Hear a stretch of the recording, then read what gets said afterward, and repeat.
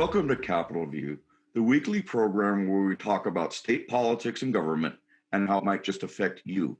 Joining us this week on Capitol View is Raymon Troncoso, correspondent for Capital News, Illinois. Welcome, Raymond. Thanks for having me, Bruce. And also Dave Dahl, longtime correspondent for WTAX Radio. Welcome, Dave. Hello. Well, let's get right into it. Illinois made history this week by becoming the first state to pass a law that does away with cash bail. There have been other entities throughout the country that have done similar things, but not to the extent that the new bill just signed by Governor J.B. Pritzker does. It takes effect in 2023.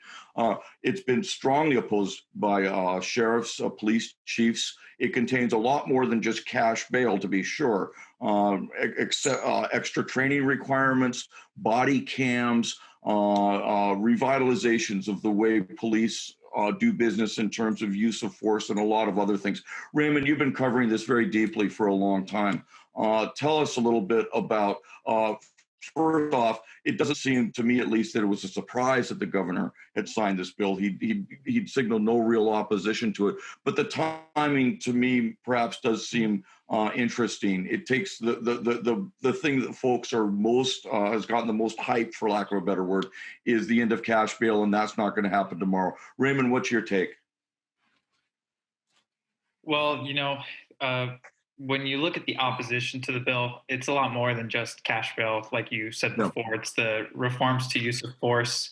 It's the new police certification system that allows for anonymous complaints to be filed against officers for misconduct. In terms of cash bail, what we've heard from Republican lawmakers, from some states' attorneys who have opposed this specific provision, is that they're actually in favor of getting rid of cash bail. They just don't like the system that this bill replaces it with, which is what they call harm reduction system. So now, instead of being detained because you can't afford bail, what the new system is that you will be assessed on an individual basis what your danger is to the community or a specific person, and what your likelihood is of appearing in court, and then the judge will, based on those parameters, decide on whether to detain you.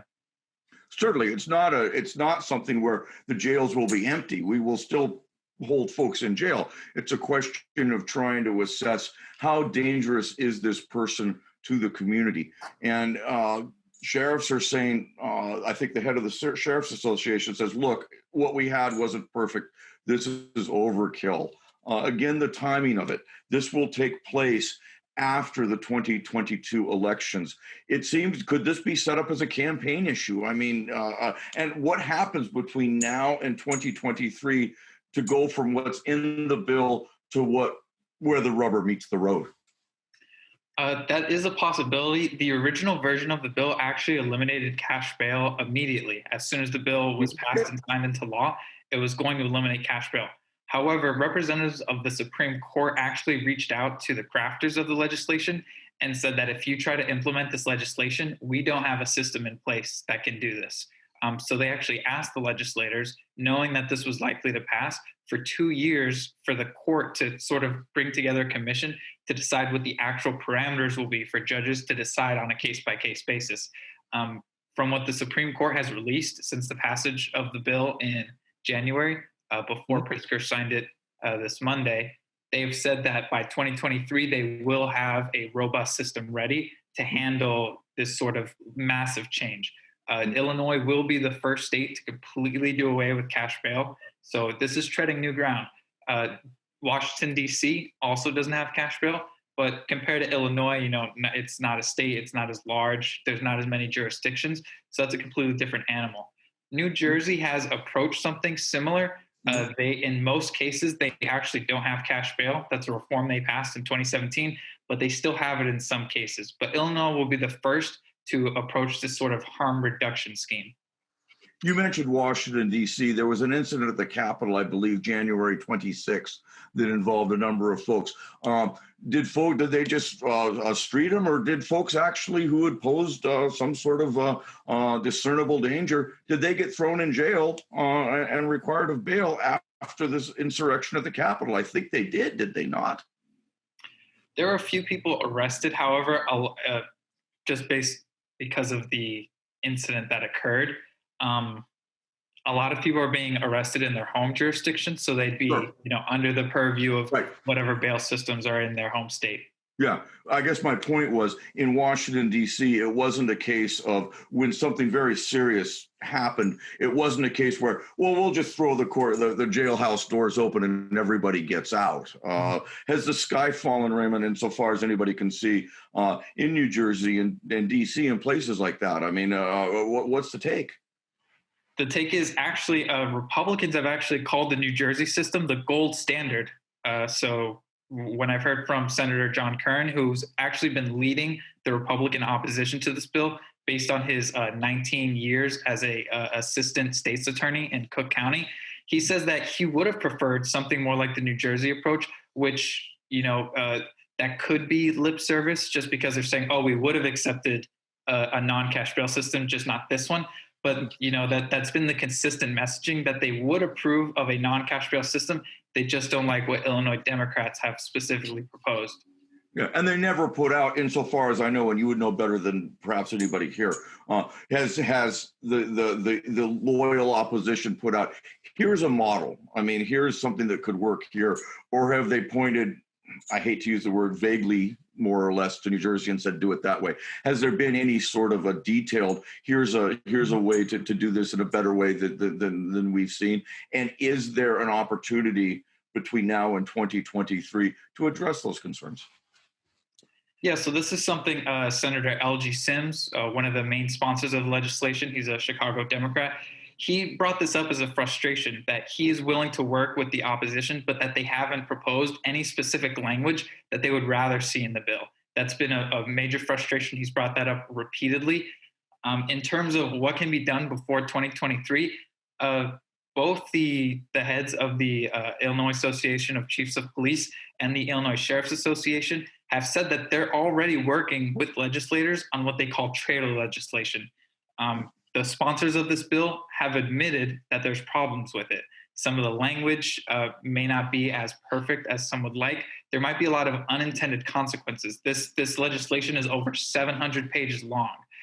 So they fully intend to fix it by working with law enforcement on some of the technical language before it actually comes into effect. There's a lot of different effective dates in this bill. Some things in it don't even come into effect until 2025. No. And basically they're saying that was by design. They knew some things would be messed up and they're going to fix them, but that it was important to get this passed first so that we knew there was a hard date that we were going to have an end to cash bail. Well, we're talking about law enforcement, crime and punishment, life and death in some instances. Dave, I'm not sure I feel personally comfortable with, we'll fix that later. Am I misplaced in my concern that we're talking about some pretty serious issues? And I mean, it's also body cams. I think that's one of the things that goes out until 2025 to get some of these smaller jurisdictions in line to be able to do what folks want to do. When I hear trailer bills and I get a little nervous, should I be, Dave? Well, I think you should be. Like anything else, if you think you can get it to pass, that's time to put it to a vote. And as far as Senator Curran goes, is there a version of this the Republicans would approve? Yeah, we would have approved it if you really. And the other thing is, it's only going to take one non-cash bail person committing a serious crime for the Republicans and the police and prosecutors to point to it and say, see, that's the Willie Horton of Illinois. Mm-hmm. Willie Horton being the furloughed killer who, helped build the case for George H.W. Bush's presidential campaign against then Massachusetts Governor Dukakis. So it's certainly fraught with possibilities where it could go wrong. The police groups hate it. But as I said, referring to the Republicans, what kind of, things in favor of the defendants and what kind of things that might restrict the police or, in the words of the proponents, make the police more accountable, what kinds of things would they really approve? No, I mean, probably not a lot. No, you raise a good point. It's not the job of the minority to come up with here's my alternative. That rarely, if ever, happens, I think, in Illinois or any other state. It's their kind of job to shoot holes in whatever's there. You got a lot of folks shooting lots of holes right now, and there's stuff in there. I mean, you get down to the weeds of it, so to speak, and there's bans on purchasing bayonets from the Department of Defense. I called a few sheriffs. How are you doing on your bayonet supply? We got all we need. So there's that kind of stuff that's head scratches, but again there's kind of more serious stuff here in play, big larger issues, and I think it's with trailer bills and the 2023 date for cash bail and the 2025 for body cams. I mean, at some point in time, maybe if you can't afford body cams, maybe you can't afford to have your own police department. I don't know whether that's part of us. Yeah, Raymond, doesn't it put out till I think 2025 body cams for Illinois State Police? I'm not refresh my memory on there. I thought at one point it did. So the way the bill is staggered is that by 2023 it's going to be smaller jurisdictions, the smallest ones by 2024 medium sized, and by 2025 that's backwards. Basically by 2023 large departments are going to have body cameras. And then by 2025, some of the very smallest departments, some with less than 20 officers, 15 officers, 5 officers, are going to need to have body cameras. And to a lot of departments, they've said that without federal money, this is a prohibitive cost. When I've talked to the crafters of the legislation, they say that the state of Illinois is providing $5 to $6 million for departments to move to this body camera system. When I talked to the heads of the Illinois Association of Chiefs of Police, they say the target number to realistically do this is closer to $10 million or $12 million annually. And that's for all departments, or I mean the 10 million. Go ahead. That's for all departments. So body cameras themselves are inexpensive, but part of this law is that you need to store the actual footage for quite a considerable amount of time, and that takes a lot of money to have that much data storage when someone's required to have their body camera on their entire shift. And when you're talking, 20, 30, 150 officers, that's a lot of data storage, that's a lot of money. Well, perhaps Amazon or Microsoft or someone else between now and then could come up with a solution to that issue. Let's move on for a second, if we could. Lots of other stuff going on here in the state of Illinois recently. The replacement for Mike Madigan lasted 2 days or 3. I can't quite recall. How do they screw this up? Because it does seem like a series of platfalls for the Democratic Party. Not that they've ever been a lockstep sort of political organization here or other places, but they seem to be nominating folks who crash and burn or have histories. What do you do? What does that say about the Democratic Party, or if anything, is this just a blip? What do you think, Dave? Well, what I think is interesting is perhaps we've been conditioned that Mike Madigan is above making mistakes, because the gentleman who, resigned a couple of days after, I think he tried to resign Tuesday and officially resigned Wednesday after being appointed Sunday. It's supposed to be the kind of mistake Mike Madigan wouldn't make. It's the guy he picked with the weighted vote, and it turned out there were, Me Too skeletons in his past, and I don't think it's come out as we're speaking now. And not to interrupt, Dave, but I'm going to interrupt. It has not come out, and should it come out? Because there's this mysterious stuff, we don't know what it is. But go ahead. I'm sorry to interrupt. That's what I said. As we're speaking now, it hasn't come out exactly what he's accused of doing. It's apparently a Me Too thing. And on the one hand,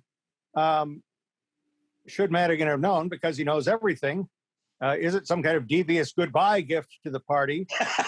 Or was it just something that a background check wouldn't have turned up because there was no complaint about it, no record of it?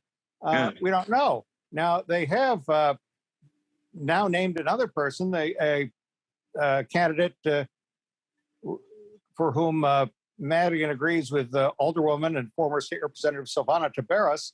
So, and we're only talking about that 22nd District representative, by the way, who would replace Madigan in the legislature. You've got another thing to raise eyebrows, where on Sunday they named the failed replacement, and Madigan told reporters, I don't have any plans to quit the Democratic Party chairmanship. And then the next day he did exactly that. So what are the underpinnings here? What's this really about?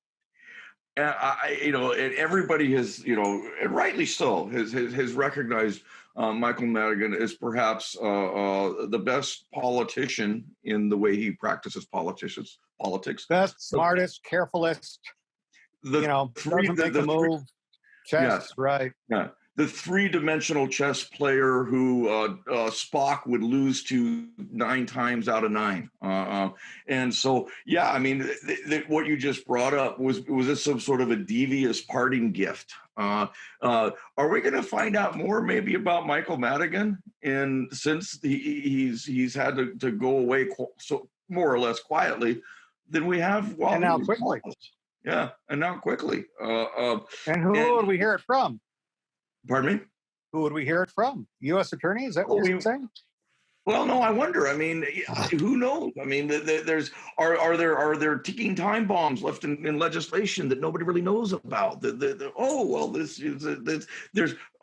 was a sunset date that I would have taken care of, but I didn't tell anybody about it. I don't know. I mean, but he has been such a I don't want to use the word exalted figure because that's the wrong terminology, but he has been so recognized that his shadow lasts. Is cast and lasts. Yeah, I don't know about exploding bills or landmines that he's planted for down the road. What I think is interesting is the process to replace him with now Speaker Chris Welch. How long did Madigan plan on not being Speaker?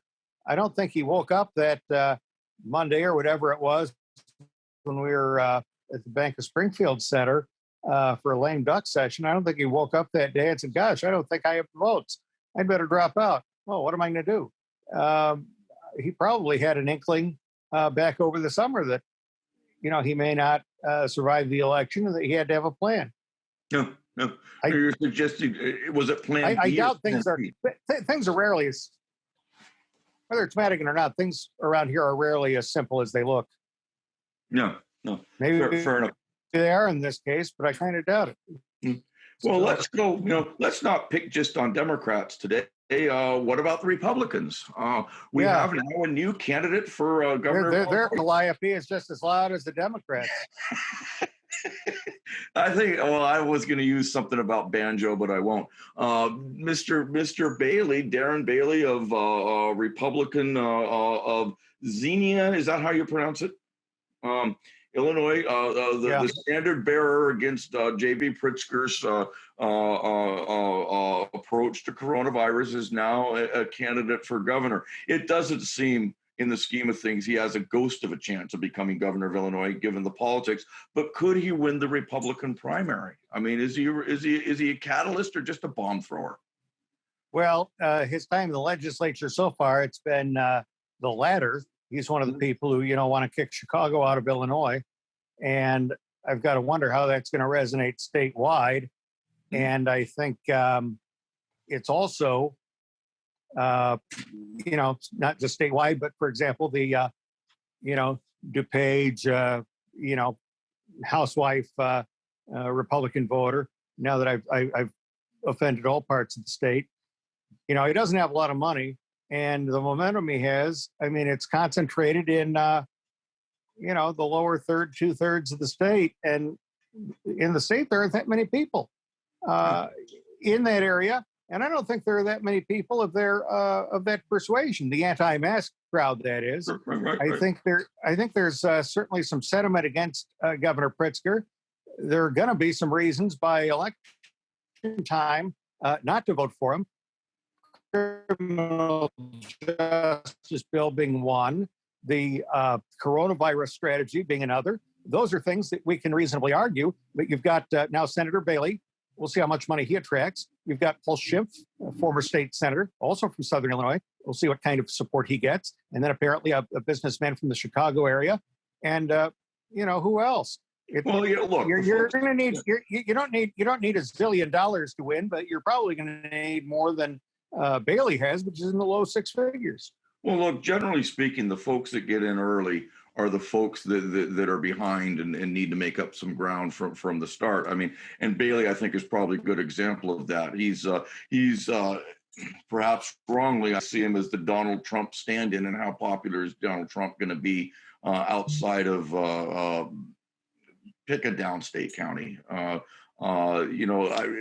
Maybe Trump's time has passed. You got Paul Schimpf, obviously, state senator, who is much more centrist compared to Darren Bailey, but not particularly centrist in the scheme of things. And it seems like other folks are keeping their powder dry. Raymond, I mean, who do you, if you had $1,000 to bet, who's going to be the next Republican that is going to throw his hat in the ring, and what are the odds? I don't think I'd bet on any of the current candidates in the race. Like you said, the people who go in early are usually the ones who have to make up the most ground. There's a lot of time between now and when the election season is actually going to heat up. So it's impossible to say, who's going to assess the strength of the crowd and decide that they have a fair shot. Out of the ones in, Bailey is the best at getting publicity for himself. And that publicity could last. Will it translate to primary votes? Will it translate to dollars from the party? They've got new leadership. We talked about the Republicans kind of reorganizing themselves. Don Tracy of Springfield is the new chair. He did very well with Bruce Rushton. There's certainly going to be some. Go ahead. Yeah, there's a void in fundraising because Rauner's not around anymore to help fund it. So the Republicans, I think, have a tall task to bring the necessary support behind somebody. And will the Republicans coalesce behind Bailey and make him the guy? I don't know. I mean, there are a lot of people that have been in Effingham, but you're going to need a lot more than that to get votes. Yeah. And we'll see how many people there are out there who agree with Senator Bailey. Yeah. Well, for every... I'm sorry. Yeah, Bailey's primarily popular, or I guess famous now, because of last year, his challenges to the emergency COVID orders. As next year, we're going to start seeing more vaccinations. The orders are going to be lifted. It's hard to see if his popularity is going to last if it's based on such a singular issue like COVID. If people are certainly going to remember it, but is it really going to be a campaign issue? Remember how I, got my lawsuit tossed out against the governor? It doesn't really seem like a very potent campaign strategy in the future, even if it might make. Well, yeah, and I would agree with that. I mean, 2 points that I think for every Bruce Rauner, there's a Ken Griffin, and I can't wait to see that campaign video of here's Darren Bailey being escorted leaving the floor of the legislature because he refused to wear a mask. That'll look grinning ear to ear. Real quickly, we're winding down on time. This is a story that I had reported, so that's fair, full disclosure here. But I spoke recently with the architect of the state capitol, who said plans to renovate, continue with renovations of the state capitol building here in Springfield are full speed ahead, and they might cost as much as $170 million. And she wants to start work next year. They've taken some preliminary steps already. Let's throw it open. How's that going to look in terms of we're in a really tight budget year. This is pursuant to capital bills that were passed, and that's different than operating expenses. Is this handing something to Republicans on a silver platter or perhaps a copper door? Go ahead. Well, I don't think we're going to see one more copper door, but it's like having a kid. If you can wait till you afford it, you're never going to do it. And we've got an historic thing. I don't know if it's golden, but it is historic. It's a giant tourist attraction. It's something that we as Illinoisans should be proud of. It's been in use since 1888. Took 20 years to build. Do we really want a shabby-looking Capitol? It doesn't have to have copper doors, but we want it to look nice. We want it to look historic. We want people to come in and be proud of it. And, you're not going to have some, painting contractor saying $170 million. Well, heck, I'd do it for $50. What exactly is the 170? Yeah, Bruce would. And look what it looked like. It would look like you trying to turn on your computer to start this program. What does $170 million go for, and how far does that go in this kind of work?